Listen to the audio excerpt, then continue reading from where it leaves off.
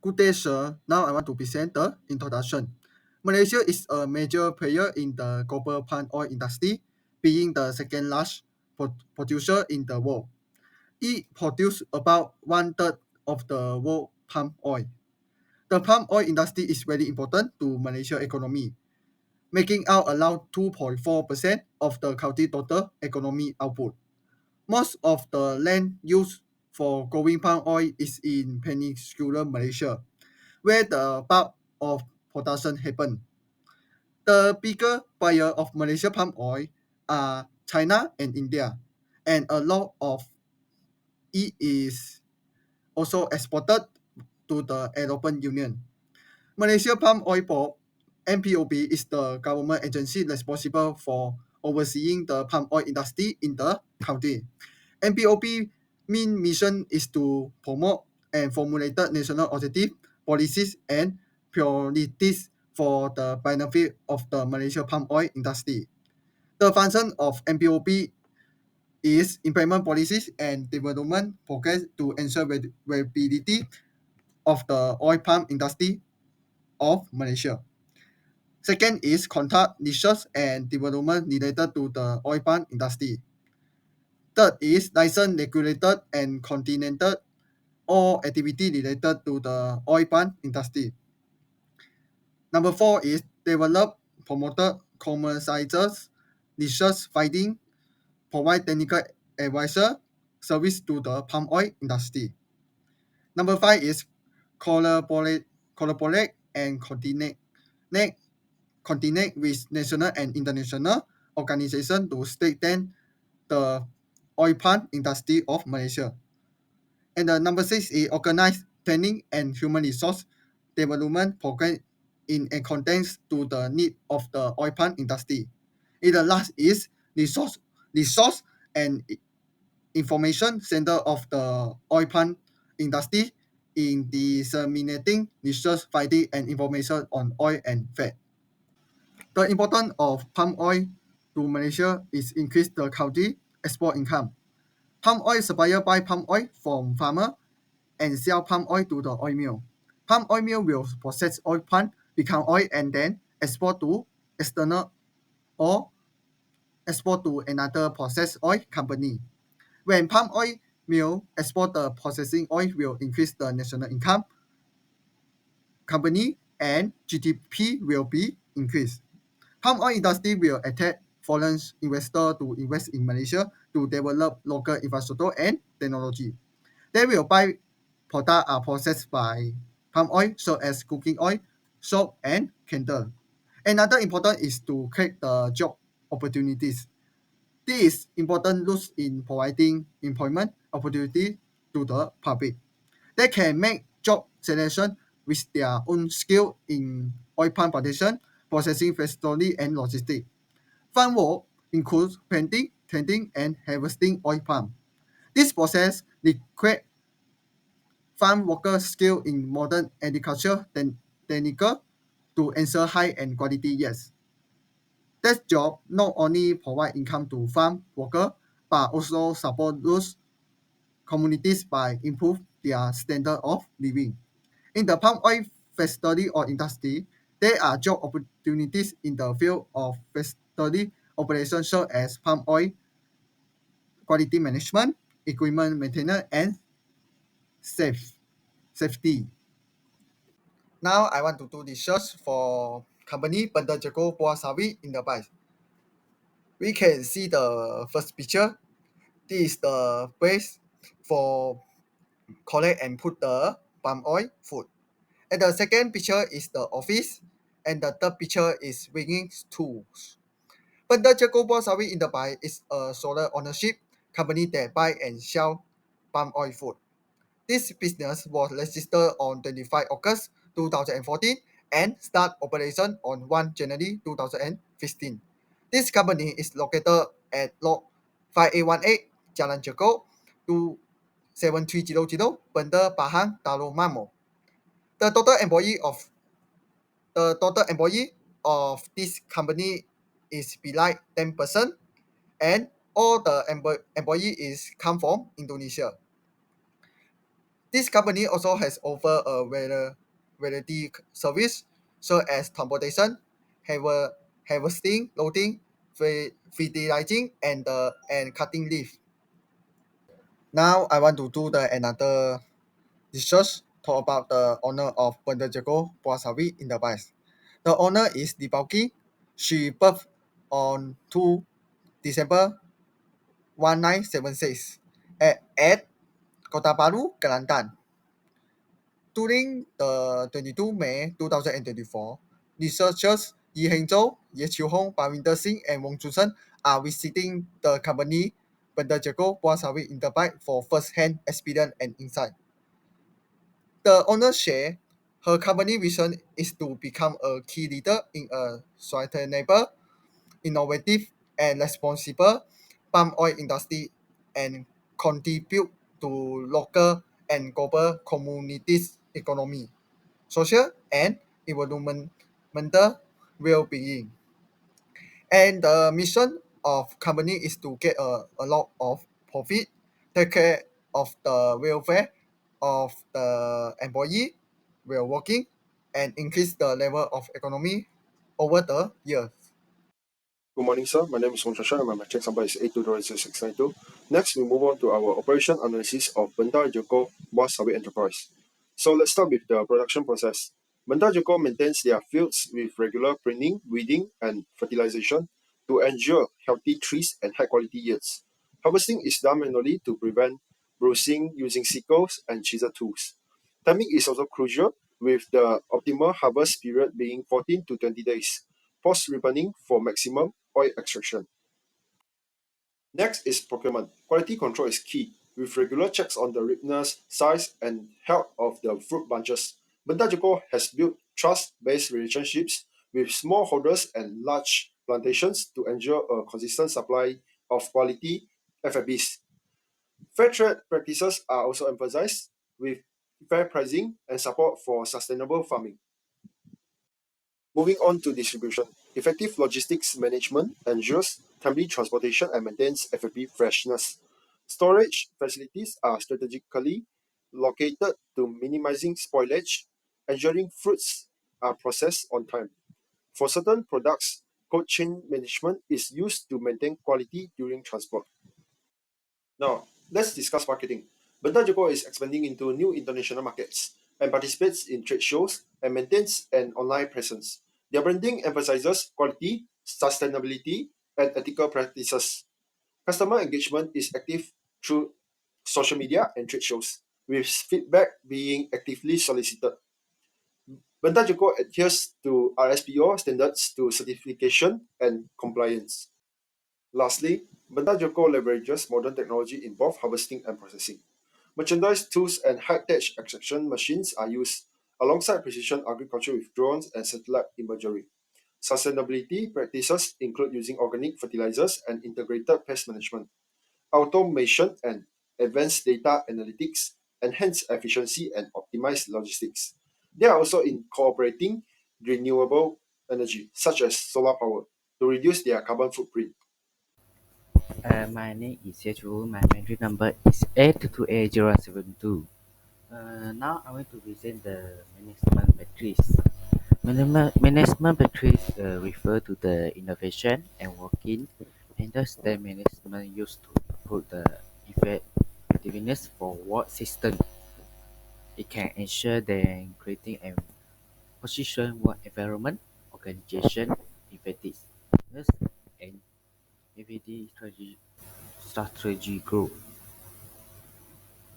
Uh, in manager structure is team-based structure. Team-based structure is refer to the emphasize the spirit of operation among the employee team. The team is focused on the teamwork and uh, collaboration. It can encourage and increase the employee certification and motivation is one of the advantages of team-based structure. And next, the management practice is role. A logistic coordinator is referred to the driver responsible during the rolling to support the online from on-prime petition to market, processing on-prime and ultimately to customer. It can ensure timely delivery and maintain safe product quality during transport. It can even need to recruit the knowledge from logistics and the ability to coordinate the factory moving part of the supply chains. The last one of management practice is responsibility. Transportation management is used to the lorry and need arrange to separate the transportation of agricultural products such as oil. It can ensure the timely delivery to the destination. The lorry is one of reliable shipping methods that secure and deliver on time to business and organization. It need to plan route, distance, and road condition to determine the most efficient route of transporting goods. Next is strategy for human resource management. One of the human resource management is recruitment. Recruitment through assessment and selection can greatly impact organization ability to assist goal by recruiting the right talent. HR profession can use medical tests and assessment to assess candidate skill and competency related to all plan jobs such as online collection, driver, counter. HR profession can interview the clinician because it can understand how they handle situation and predict their future performance. Next of the strategy for human resource is intern well practice. Intern will practice in 1 month probationary period before becoming regular employee. The senior will train intern and also will intern in pressure position and to find position they use the such as driver or prank collector, mechanic, and so on. The next strategy is a structural evaluation process. This evaluation uses a standardized evaluation form to ensure consistency and fairness in evaluation process. Rating scale can implement clear rating criteria to quantitate the performance level of employee in on plan as it may reduce employee register. 4.0 Finance Management and Control. Finance management involves strategy, planning, organizing, directing, and controlling an organization's finance resource to achieve its objective efficient and effective. It encompasses activities such as budgeting, forecasting, cash flow management, investment decision, risk management, and finance reporting. Now, I want to present the finance report income statement for Pendajago Puasawi Enterprise. For income statement, the total sale is equal to revenue plus transport fee receipt plus cutting loading charge. So the generally total sale is 275,059 ringgit and 84 cent.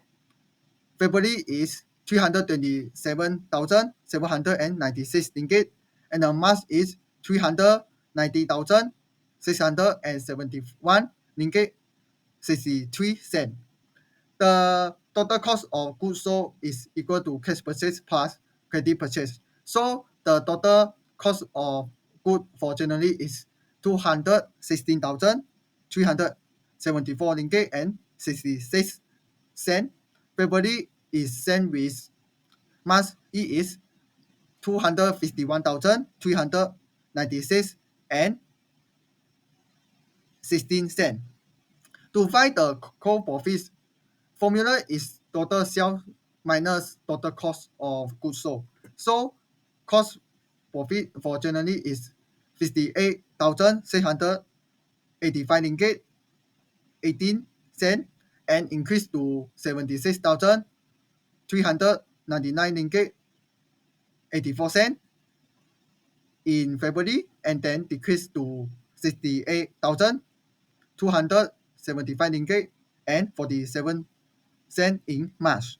After that, the total expenses for January 2024 is RM 42,408 ringgit and 95 cent. February is RM 43,923 ringgit and 59 cent. And the March is 32,162 ringgit 61 cent. Total expenses are most higher is RM 43,923 ringgit and 59 cent for February 2024. The lower total expenses is 32,162 and 61 cent for March 2024. The net profit is equal to core profit minus expenses. So the net profit for January is RM 16,276 ringgit 23 cent. February is 32,476 ringgit and 25 cent. And the March is RM 36,112 ringgit 86 cent. In summary, we can look for income statement. The company bundle cukup puas sawit in the buy in 3 months is get profit.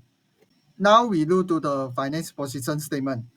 Fixed assets are the long-term assets that can be used more than 5 years, including the land and building, lorry, machine, and office equipment. Example, bundle cukup puas sawit in the buy use lorry to generate income. The total fixed assets for company is 312,100 ringgit. Current assets are the short-term assets expected to convert into cash within 1 year only. Current assets include inventory, trade receivable, and cash. So, for the total assets is 73,000 ringgit. So, for the total assets is fixed assets plus current assets equal to 385,100 ringgit. Now, we look to the owner equity. Owner equity includes the capital plus profit and minus borrowing. So, the total equity is 311,276 ringgit and 23 cent. Current liability includes trade payables. So, the total current liability is equal to 73,823 ringgit and 77 cent. Summary, the total equity plus current liability is equal to 385,100 ringgit. This amount must be same with total asset. Now we look to the cash flow statement. The net cash flow for operating activity for March 2023 is 41,489 ringgit and March 2024 is 37,668 ringgit. Next, cash flows for investing activity for March 2023 is 32,988 ringgit and March 2024 only 19,500. Net cash flows for finance activity is for March 2023 is 306,700 and the March 2024 the net cash flow for finance activity is 203,455 ringgit. And the last is cash and bank balance. The for March 2024 the cash and bank balance is 389,678 ringgit and the March 2024 the cash and bank balance is 278,791 ringgit. Now we look to the last part for finance management and control. It is long-term loan. A long-term loan is type of credit the impulsor by a borrower to a little over an extended period ranging from 3 to 30 years. Example of long-term loan include car loan, lorry loan, personal loan, education loan, and another. The owner of Benda Jacob Savi in the buy made a long-term loan with the bank to buy a heavy vehicle such as tank to transport palm oil. Therefore, she need to repay the loan every month within 5 years. The owner says she bought a lorry that costs RN 180,000 with a long-term loan and has to pay it back within 5 years. So within a month, she has to pay RN 3,000 to the bank. Analyze, analyze risk management predict and measure for finance stability. The first is market risk. The markets of palm oil in Malaysia is characterized by creating trend in price change that are defined by the supply and demand economic condition and geopolitical consideration at the international level. To manage this many Malaysian palm oil firms employ the feature and option to hedge the price in period of market volatility. The second risk management is environmental and regulatory risk. Effect of environmental factors such as deforestation and harm to other habitat. Organizations in the industry are adopting green farming practice and seeking as the accreditation from the Roundtable on Sustainable Palm Oil (RSPO) to avoid penalty and protect their image. That as company have a responsibility design invested in observing both the national and global environmental law. I continue to analyze the risk management, predict and measure for finance stability. Finding risk. Measure that an organization has adequate working capital to pay its near-term liability. Malaysia is thus adopted and maintain good practice of full fund of treasury and also ensure that line of credit for each company against liquidity risks are real checker. Customer credit risk can also be managed by conducting proper credit as leisure on the customer and employee credit insurance to avoid case of payment hazard, thus ensuring protector of revenue receiver. In the last is human resource risk. Malaysia palm oil sector face a reduced production efficient due to shortage of workforce. To reduce this, it encourages to ensure that policies and training and development are put in practice to develop a skilled workforce and effective policies and retaining employee, including providing team with adequate wages and other incentives are implemented. The way to measure for finance stability, the first is diversification and finance management. Diversification at both a product and a market level is the net significant requirement. Diversifying its product portfolio to palm oil products such as refined oil, biodiesels, and special fat can help cut down investment on any one product.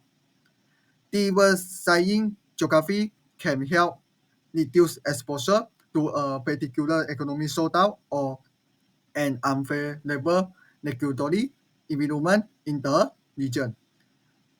Effective finance practice are the most important practice in the agriculture business. To ensure that daily operations run smoothly and that no expenses are missed, company must carry out an efficient cash flow management strategy. Ensuring a debt to equity ratio is important to prevent excess debt, and exporting the financing also can help manage debt more effective. Next, I want to present the sustainability and environment impact.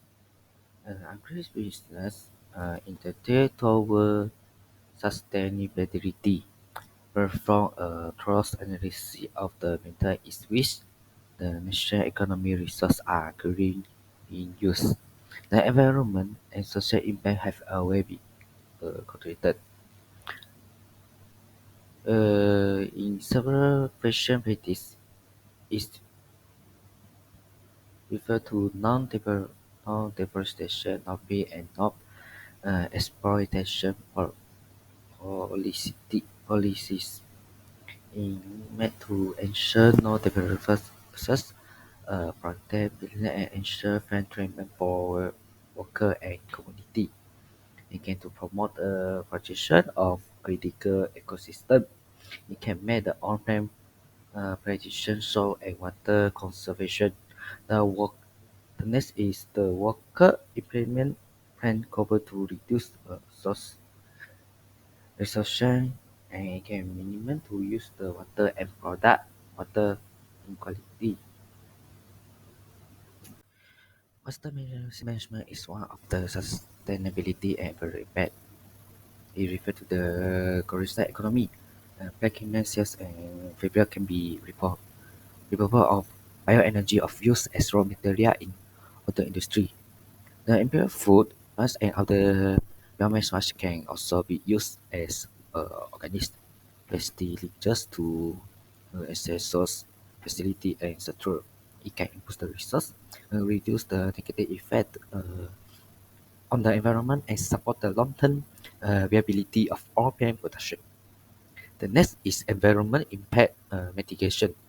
Reduce greenhouse is the attributions toward sustainability focus on the environment impact of operation, especially is on-plant plantation. We can reuse the biogas and other biomass for on-plant mill improvement POME and energy to reduce dependence on fossil fuel. So we're moving on to the challenges and future outlook for Bantajerko Wasabi Enterprise. And yeah, palm oil is a major contributor to Malaysia's economy, which is at 3.7% GDP in 2020 in quarter three. And then it does provide a lot of employment to over 3 million Malaysian, including some 500,000 smallholders. And it does also face some numerous short and long-term challenges that affecting industry performances. So the challenges and the strategic solutions are environmental sustainability. So the challenges, which is deforestation, when you cut trees, it has the chain, animal chain will be gone, which is at habitat, which leads to habitat degradation. And then when you cut a lot of deforestation or you cut the trees a lot, that it will has greenhouse gas emission will be higher. And then the strategic solutions are we need to get some standard certificates as such as RSPO to control this deforestation and all that as license. And then we can do reforestation efforts, like you can plant trees for the next deforestation. You after deforestation you could plant your trees again for to sustain this whole environmental sustainability. And then the last one is we need to implement some high technology for optimal land management, which is that when you do forestation you need to have some high tech to reforest back, like you need to plant your trees again. So yeah, this is the first challenges. Moving up to the next one, which is market volatility and also price shifts. The challenges is quite difficult because a market volatility due to the weather and geopolitical crises and also supply demand dynamics. It is because why the weather, when you feel like rainy days you couldn't do your economical work, such as you need to bring your palm oil and etc. yada yada. And it's also connected to geopolitical crises, which also like deforestation, and it causes a lot of crisis, and also which leads to a supply demand dynamics, which is some people wouldn't want. palm oil. So yeah, the strategic solution was like which is diversify products such as biofuels. We implement some biofuels, oleochemical specialty fats to grow the palm oil healthier and more sufficient. The next one is the regulatory compliance and certification. So the challenges is quite easy to know because the high cost and complexity of obtaining certificates are quite difficult. Because as a government, in government you need to pass through a lot of process to get or obtain the certificates, and it does have a lot of problems, and then you need to wait a lot of time, so it will crosses the line of management. So the strategic solution are you could invest in compliance management systems, so CMS. So yeah, you can do this compliance management system from partnership to certificate processes. You can have form a small partnership with other government alliances and also some private alliances to get the certification processes much easier. The next one is the labor issues. The labor issue is quite known as because labor shortages, exploitation, and non-compliance with labor regulation. Because some offer wages much lesser than other competitors, and yeah, it causes a lot of labor stop working from it, and also labor shortages because our own country doesn't have own our own people wouldn't work for this kind of hard job, so they will find other countries such as Bangladesh, Nepalese to work this kind of job, and it doesn't occur. It doesn't occur these kind of things, and yeah, and they will offer with the cheap wages, which is much easier for them. So the solutions are you could adopt fair labor practices, so we can do some we allow our own people, our own Malaysian people to work in palm oil industry, and we should give a proper wages system, and then we as their demand, and we could invest in their training and capacity building so that they could learn something in in palm oil industry, and also implement some mechanization to reduce manual labor dependency. Like when you carry the palm oil, you need to use like manual state. I mean, you need to have a lot of steels to get it up to the lorry, and then yeah, a lot of equipment which is in manual type. So we can do some implement machine to bring them to control this machine to put inside the lorry, the palm oil. So the last challenges is market access and also competition. This is well-known challenges for every palm oil industry. So the challenges are actually is limited access to some international markets and also competition with large competitors such as other countries, competitors such as Indonesia and Thailand, etc. Because it causes a healthy competition and also the high competition, which causes a lot of problem for our own business to grow up. And then this strategic solution that we could form alliance or cooperative with SMEs, not only SMEs, small, medium, and enterprises, we also could form alliances in also other countries, such as in Indonesia or in Thailand. We could form a cooperative with them, and then we could grow our business much better. So we can do also invest in some brandings and marketing and product uniqueness to access specialized market. So yeah, we can do some new kind of innovation in pharma industry, and also we can do some interactive marketing stuff to create a lot of audiences to like especially investors to buy our products, our palm oil, and yeah, that's how it goes. And last one is future outlook and opportunities for Bentaja Kubwa Enterprise. So the first one is technological innovation. We had observed that since Benta Jerko was our enterprise does not have some high-tech technological innovation, so he could adopt some precision agriculture, which is Internet of Things, and AI-driven solution to yield the optimization, resource efficiency, and pest management. Next one is the green technology, which is Bentajar Code was how it could improve, which is invest in sustainable processing technologies such as methane capture from palm oil mill effluent, renewable energy generation to lower carbon footprint, and also enhance competitiveness. That one is market expansion for Bentajar Code. You could do that. Uh, you could open a new market in Indonesia and also Southeast Asia countries like such as Thailand, Laos, Vietnam, with rising demand due to population growth and urbanization and some changing food habits. And the fourth one is you can do product diversification.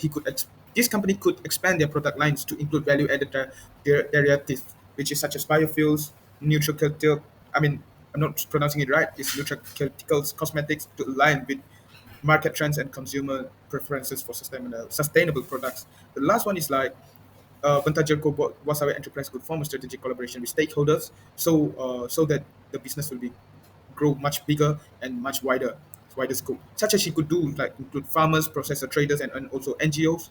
If he do like collaboration with these kind of peoples, it could drive sustainability initiative to and addresses some common challenges. So yeah, thank you. In conclusion, Benda Joko Sawit Enterprise demonstrates a comprehensive approach to its operations, from production and procurement to distribution and marketing. The company leverages modern technology and sustainable practices to enhance efficiency and reduce environmental impact. Despite challenges like market volatility, regulatory, compliance, and labor issues, Benta Joko addresses this with strategic solutions, include diversification and market expansion.